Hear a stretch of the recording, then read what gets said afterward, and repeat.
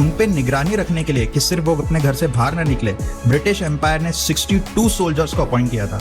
सोचिए, एक इंसान को घर में रखने के लिए ब्रिटिश एम्पायर ने 62 ब्रिटिश सोल्जर्स को वहां पे तैनात किया था। वो ऐसे लीडर थे जिन्होंने अपने लाइफ में कभी भी कॉम्प्रोमाइज नहीं करा। स्ट्रगल बहुत करा बट कॉम्प्रोमाइज कभी नहीं करा, हमेशा संघर्ष करते रहे। हमें बताया गया है कि हमें आजादी सिर्फ चरखे और अहिंसा से मिली है, लेकिन क्या आपको पता है कि 1940s में ब्रिटिश एम्पायर की, ब्रिटिश इंटेलिजेंस की रातों की नींद किसने उड़ा रखी थी? एक ऐसा इंसान जिन्होंने ICS, इंडियन सिविल सर्विसेज में टॉप किया था।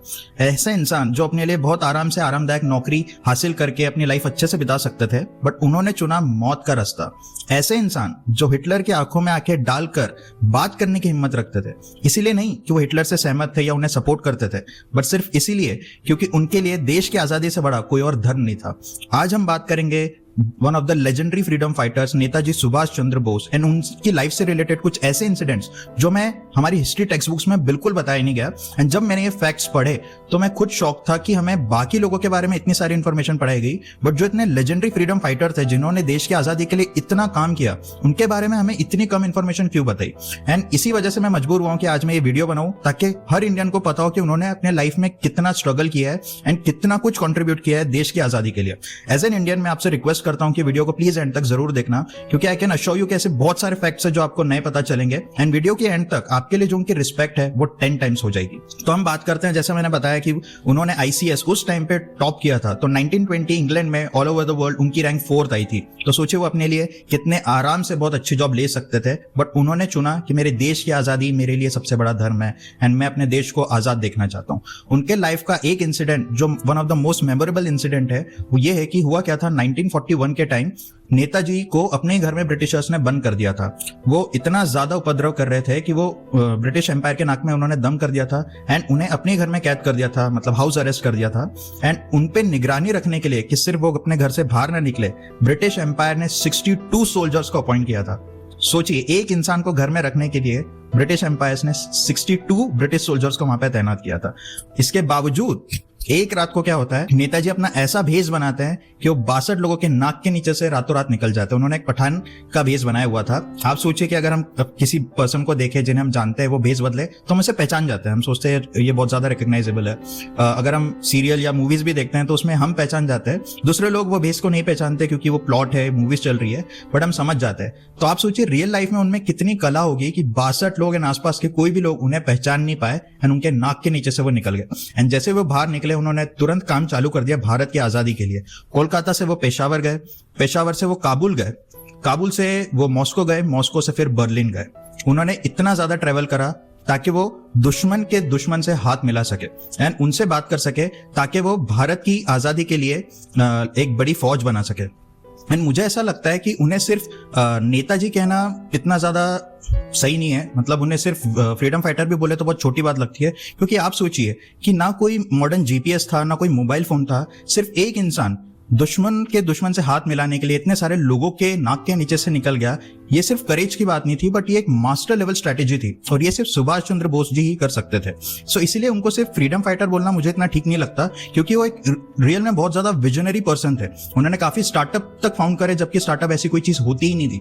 सबसे पहली चीज जो बहुत अमेजिंग फैक्ट है कि उन्होंने अपनी खुद की एक आर्मी बनाई थी, वो भी एकदम जीरो से, सबसे कम रिसोर्सेज से। और उनके लाइफ से रिलेटेड कुछ ऐसे फैक्ट्स थे जिन्हें मैं पढ़ के हैरान हो गया था। सबसे पहली बात आपको जान के हैरानी होगी कि वो इंडिया के सबसे पहले से पर्सन थे जो ग्लोबल लेवल तक एक डिप्लोमेट बने थे। वो इकलौते ऐसे इंसान थे जिन्होंने सिर्फ ग्लोबल डिप्लोमेट नहीं बने, बट दूसरे देशों ने भी उन्हें इस पोजीशन पे स्वीकार किया, क्योंकि वो ऐसे पहले इंसान थे जिन्होंने provisional government of free India की स्थापना करी थी सिंगापुर में। पर इसके लिए उन्होंने अपना खुद का एक बैंक भी बनाया था जिसका नाम था आजाद हिंद बैंक, और ये बैंक की स्थापना उन्होंने 1944 में करी थी रंगून में, ताकि जो इंडियन नेशनल आर्मी है, जो आजाद हिंद फौज है जो उन्होंने बनाई थी, वो उसको फाइनेंस कर सके। क्या आप सोच सकते हैं इतना सब काम उन्होंने किया इतने कम समय में? तो उनका डिटर्मिनेशन कितना ज्यादा था अपने देश को आजाद करने के लिए, कितने बड़े विजनरी थे वो उस टाइम पे। इतने कम समय में उन्होंने इतना काम किया। उनकी अपनी गवर्नमेंट, उनकी अपनी करेंसी भी थी, और ऐसा नहीं था कि उन्होंने सिर्फ नाम के लिए सब सारी चीजें करी थी। ये सारी जो प्रोविजनल गवर्नमेंट उन्होंने स्थापना करी थी, 9 देशों ने उसे रिकॉग्नाइज भी करा था। सिर्फ वो अकेले नहीं थे, बल्कि बाकी देशों ने भी रिकॉग्नाइज करा था कि हाँ नेताजी ग्लोबल डिप्लोमेट है, उनकी अपनी खुद की एक बैंक भी है, आजाद हिंद फौज भी है।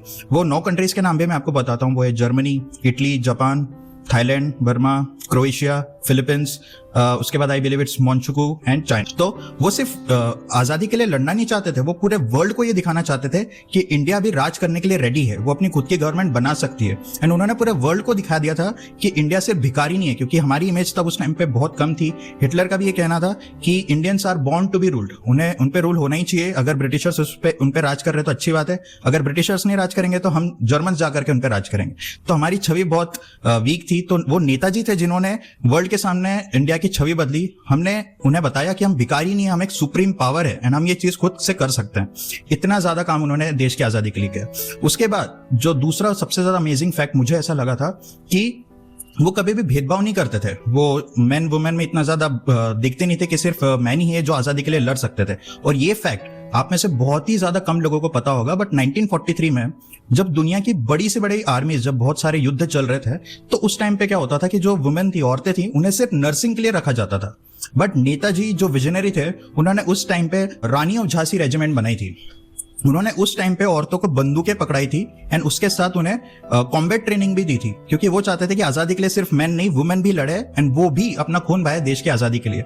इसलिए नहीं कि ये सिर्फ मर्द का फर्ज है, वो चाहते थे कि जितनी आजादी मर्द के लिए जरूरी है, वैसे हर इंडियन के लिए, वुमेन के लिए भी जरूरी है। एंड ये रेजिमेंट उन्होंने इसलिए बनाई थी ताकि वुमेन भी एम्पावर्ड हो। आज हम वुमेन एम्पावरमेंट की बात करते हैं, सोचिए आज से इतने साल पहले, 50-60 साल पहले नेताजी का विजन कितना ज्यादा था। वो तभी से वुमेन को एम्पावर करने की चीजें देखते रहते थे। एंड सबसे खास बात यह कि ये रेजिमेंट को लीड करने के लिए भी उन्होंने एक वुमेन को ही असाइन किया था एंड उनका नाम था लक्ष्मी सहगल। तो हिस्ट्री बुक्स में जब हमें पढ़ाया जाता है तो ये बताते हैं कि 1947 में ब्रिटिश देश छोड़ करके चले गए थे क्योंकि उनका हृदय परिवर्तन हो गया था। उन्होंने अहिंसा के अगेंस्ट अपने हथियार डाल दिए थे, उनका हृदय परिवर्तन हो गया, इसलिए वो छोड़ के चले गए। बट अगर आप इसके बारे में पढ़ेंगे तो ये बात बिल्कुल गलत है। अभी तक मैं भी ये मानता था कि यही सही कारण है, उनका हृदय परिवर्तन हो गया, अहिंसा के अगेंस्ट उन्होंने अपने हथियार डाल दिए, फिर वो चले गए। बट जो क्लेमेंट एटली थे, मतलब उस टाइम पे यूके के जो प्राइम मिनिस्टर थे 1947 में, उन्होंने खुद एडमिट किया है अभी कि 1946 में जो इंडियन नेवी और आर्मी की वजह से जो बगावत हुई थी, वो सुभाष चंद्र बोस और आजाद हिंद फौज के प्रभाव की वजह से हुई थी। एंड उस टाइम पे ऐसा राइट चल रहा था इंडियंस की तरफ से कि ब्रिटिशर्स को डर लग गया था। उन्हें यह एहसास हो गया था कि अब जो इंडियन सोल्जर्स है अब उन पे गोली चला देंगे, एंड ऐसे सारे इंसिडेंट्स होते ही थे। तो वो नेताजी थे जिन्होंने ब्रिटिश एम्पायर की जो लॉयल्टी की पॉलिसी थी, जो फाउंडेशन थी, उसको पूरा हिला के रख दिया था। तो नेताजी ने जैसे कहा था कि तुम मुझे खून दो, मैं तुम्हें आजादी दूंगा। तो आज ये सब चीजें जान करके, सुन करके, पढ़ करके ऐसा लगता है कि हम उन्हें खून तो नहीं दे सकते, लेकिन एटलीस्ट उनके विजन को हम जी सकते हैं। एंड आप मुझे बताइए कि आपको अभी तक ये बात जान करके कैसा लगा, आपके थॉट्स क्या है, कि आपको सारी चीजें पता थी एंड ये सब चीजें आप सुन रहे हैं तो आपको अंदर से कैसा लग रहा है? अपने थॉट्स कॉमेंट सेक्शन में बताइए। एंड इसके बाद जो ये चीज है, अभी तक आपकी जो फीलिंग है उसे ध्यान रखिए। इसके बाद जो मैं शायद चीजें बोल रहा हूँ वो कुछ लोगों को अच्छा ना लगे, बट उनकी एक और एक खासियत ये भी थी कि वो कभी भी कास्ट या रिलीजन में विश्वास नहीं करते थे। क्योंकि Indian national army, Azad Hind फौज जिसके बारे में हम बात कर रहे थे, उनकी रसोई में जब कभी भी खाना बनता था तो सबके लिए एक जैसा ही बनता था। उनका जो सबसे बड़ा सिपाही था, जनरल था, वो मुस्लिम था, उनका सेक्रेटरी हिंदू था, उनका बॉडीगार्ड सिख था। एंड उन्होंने जिस यूनिटी के साथ काम करा उस टाइम पे, that was really commendable. And जिस तरीके से हम बात सुनते हैं कि सेकुलरिज्म या एक जैसा बिहेव करना चाहिए, ये हमको सिर्फ आज तक किताबों में ही देखने को मिलता है। बट उस टाइम पे सुभाष चंद्र बोस जी थे जिन्होंने इस चीज को महत्व दिया एंड किसी के साथ भेदभाव नहीं करा। एंड आप भी ये सब चीजें जानते हैं कि यही चीज का फायदा उठा करके ब्रिटिशर्स आए थे और हम पे राज करके चले गए, डिवाइड एंड रूल। हम आपस में ही लड़ते रहते थे एंड उसी की वजह से ब्रिटिशर्स ने 200-300 साल तक हम पे राज किया। तो सही मायने में सुभाष चंद्र बोस एक ऐसे इंसान थे जो सच में लेजेंडरी थे। वो कभी भी भेदभाव नहीं करते थे, उन्होंने वुमेन एम्पावरमेंट के लिए इतनी सारी चीजें करी, वो रियल में ट्रू लीडर थे। आज हमें बताया जाता है उनकी जो मौत थी वो अभी तक मिस्ट्री है, लेकिन उन्होंने जो लेगेसी क्रिएट करी है वो इतनी ज्यादा क्रिस्टल क्लियर है, बट अनफॉर्चुनेटली हमें उसके बारे में बताया नहीं जाता। आई होप कि ये सब जानकर के आपको अच्छा लग रहा होगा, आपको पता चले कि हमारे जो फ्रीडम फाइटर थे उन्होंने कितना संघर्ष किया। वो ऐसे लीडर थे जिन्होंने अपने लाइफ में कभी भी कॉम्प्रोमाइज नहीं करा, स्ट्रगल बहुत करा बट कॉम्प्रोमाइज कभी नहीं करा, हमेशा संघर्ष करते रहे। एंड उसके बावजूद उनका जो नाम था वो आज इतना फेमस नहीं है जितना उन्हें जेन्युइनली होना चाहिए। अगर आप सोचिए अगर वो जीवित होते तो 1947 के बाद अगर वो पहले प्राइम मिनिस्टर बनते तो आज हमारा देश कैसा होता। एंड उनसे जो सबसे बड़ी लर्निंग मेरी रही है, मतलब जो मैंने अपने लाइफ में सीखी है, कि कभी भी फ्रीडम के लिए वेट मत करो कि कोई आकर के तुम्हें आजादी दे देगा। अपने आप को इतना ज्यादा स्ट्रांग बनाओ कि कोई तुमसे वो चीज छीन ही ना सके। इसलिए ये वीडियो बनाने के लिए मैं बाध्य था, मैं चाहता था कि मैं सबके साथ ये शेयर करूं। आप मुझे बताइए कि ये सारे फैक्ट जानकर के आपको कैसा लगा, क्या ये सारी चीजें आपको नेताजी के बारे में पता थी, एंड उनके संघर्ष को जानकर के आपके मन में क्या थॉट्स आ रहे हैं। अपने थॉट्स कमेंट सेक्शन में जरूर बताना है ना। अगर कोई ऐसा फ्रीडम फाइटर है या ऐसा पर्सन है जिसके बारे में आप चाहते हैं कि मैं वीडियो बनाऊं, तो अपने राय कमेंट सेक्शन में बताना है। वीडियो अच्छा लगा हो तो लाइक जरूर करना, एंड एज ऑलवेज मैं आपसे मिलता हूं नेक्स्ट वीडियो में।